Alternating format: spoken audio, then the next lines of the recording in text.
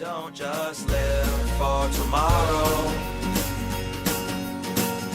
or just live in yesterday. Just be glad for all you have that's in today.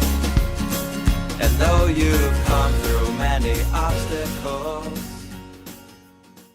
Hey everyone, Connie here, and welcome to my blind reaction to The Owl House, Season 2, Episode 3.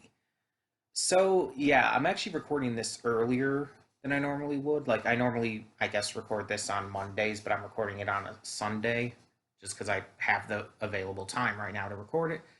And I want to get to this as early as possible. You're still seeing it on Saturday, obviously, but I'm recording this almost an entire week early, basically after the episode came out. So anyway, I know nothing about this episode except I guess people are saying something about King. I don't know what, but like I saw a very brief glimpse of a couple posts about people specifically talking about King. I don't know the context at all though. So luckily I'm still not actually spoiled, and that doesn't even really mean anything either, because King's in pretty much every episode. In fact, I think just every episode. I don't think there's one without him, so it's not like that's a surprise. So I don't know if the episode's going to focus on him, if he just does something really funny or entertaining or iconic or something in it. I don't know, but we'll find out. So far, though, these first two episodes have been really good. The second one, much more so than the first, admittedly. But the first was still really good as well. It really started off the season well, without getting us into too much too quickly, but also giving us a good amount of expectation for the season. And episode 2 was just amazing. Episode 2 was just straight up amazing, and not even just because of the gay. I love Luz and Amity. I definitely ship Lumity, but it's not even just that. It's like the episode was legitimately super well written. It gave us a deeper look into Amity's character through her parents, as well as gave us a continued look into what Emperor Bellos could be planning. The fact that he's conscripting these soldiers, basically, created by the Blight family, is a big deal, honestly. So I'm really interested to see where this goes. I really hope Disney ends up turning things around on season 3 and we get more than just 3 double-length episodes. I hope that changes, because with where it's at right now, it's like I'm sure Dana and the team can finish it within that, but I feel like it would be better to have a full season, at the very least 10 episodes for season 3. It would definitely be better. But yeah, either way, we're just going to get this started, see how it goes, and hope for another really good episode with this series. So, when the screen fades to black, pause this redirect and go to the description below. Follow the link to the reaction, and after you watch it, come back here to the redirect and resume play. Because after it fades to black and then fades back in, everything from that point forward will be my afterthoughts and will contain spoilers to the episode. So, that being said, thank you so much for tuning in, and I will see you at the reaction. And we are back, and we'll begin with spoilers in 3, 2, 1, now. Theory time. I have a theory. I mentioned part of it in the reaction. What if King is not a king of demons, but a prince? That the figure we saw portrayed on the murals, which obviously couldn't be King, was the king, the voice that King heard, the roar, the father, he assumes. And what if the king of demons was the ruler of the Boiling Isles? And that once Emperor Bellos took over he basically did what Ida did, messed with the memories of everyone and revised history to hide that past. What if he was the one who took out King's father? And that he revised the history to hide this. I don't know how the Titan or whatever it's called would be involved. I don't think it would be King's father or anything like that, but it's a really interesting idea. I definitely think we kind of know there's historical revisionism going on. That's already been made clear. But we don't know all the depths of it. But with this episode, with this big information on King and everything, I very much think there's something more here that could very much be explained by that revisionism. And this is, like I said, definitely not the last we're going to hear of this. This will be coming back. It's super obvious they are going to expand on this. And I'm really excited. Because the thing is, I've made it very clear that King is one of my less favorite characters in this series, along with Hootie. I'm not as big a fan of them as I am of Ida, of Luz, of Amity, of even Gus and Willow. I'm not. And you could even throw Lilith up there. I like them more, to be fair. But this episode is kind of starting to turn me around on King. Before now, King very much felt like a comic relief character. He was just there to be comic relief, to be funny. And he succeeded at that. He was very funny. And he was likable. And you genuinely did like him as a character. But this changes a lot. This changes him from just a likable comic relief character to someone a little more important. Not only in terms of the actual lore of this series, but in terms of the world building that we're getting through this season and developing with these characters. I definitely think that he's going to be much, much more important than anything has led on yet. And if my theory is correct, and he is like the prince of demons, and that his father was the ruler prior to Belos,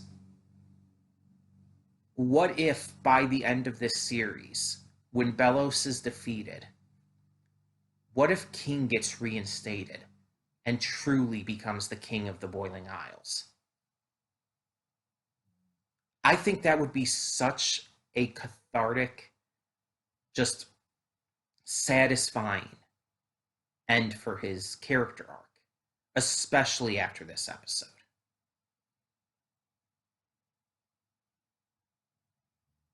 And I really want that to happen now.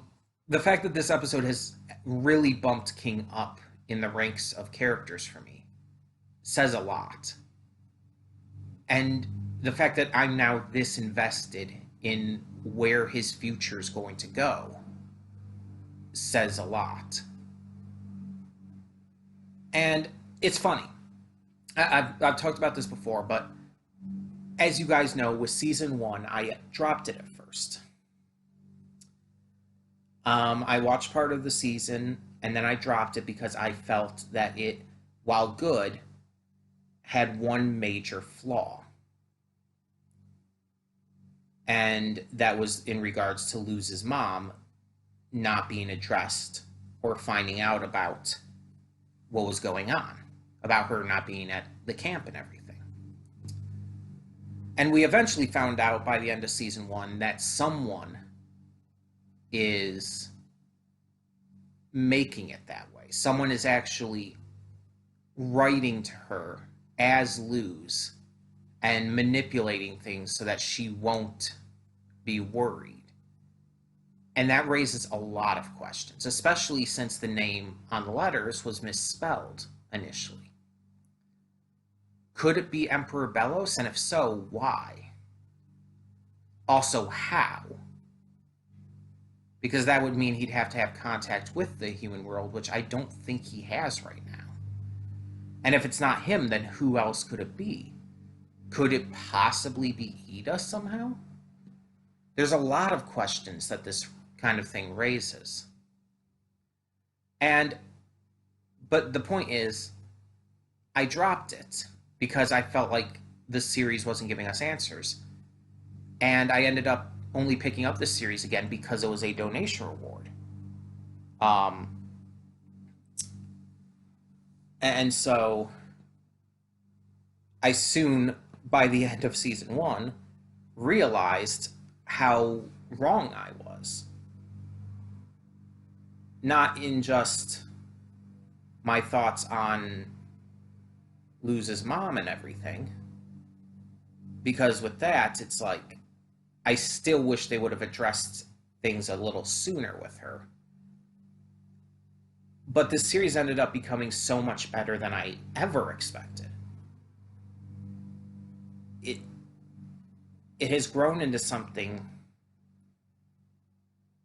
that could be on the level of the likes of Steven Universe and Starverses at their prime.